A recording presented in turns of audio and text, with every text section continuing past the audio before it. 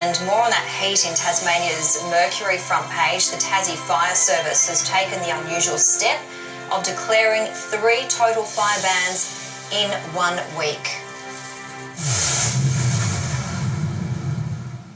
Rob Sharp, our Sky News meteorologist, joins us once again. Rob, there were certainly lots of thunderstorms firing away across parts of New South Wales last night. Who was hit hardest?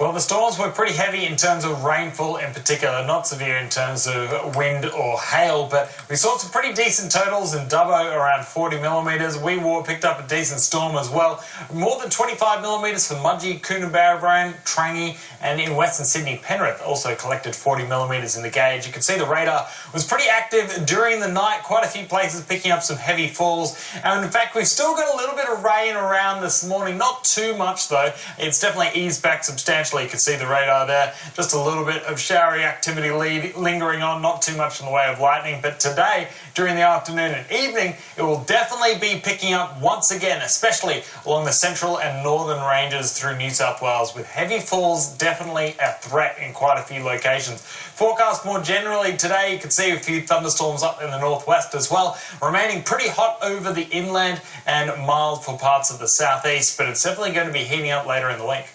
And let's talk about that heat, because the heat wave continues, doesn't it, for much of inland Australia? How hot is it going to get, and is it going to spread right across the southeast yet again?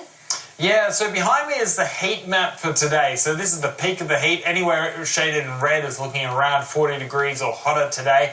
And by the time we get to Thursday, that heat is going to focus back through South Australia in particular. So that darker shading is around 45 degrees or hotter. So it's just as hot as the heat we saw last week, but it's not going to be as long lasting. A cool change will come through fairly quickly. But by the time we get to Friday, you can see that heat right down into the southeast. Hot weather there and dangerous fire weather as well, because the winds look like they're going to pick up a little bit more into Friday, and so that's probably the peak of the dangerous fire weather, with over the mainland severe to extreme fire danger. That heat is relentless. Thank you for the heads up, Rob.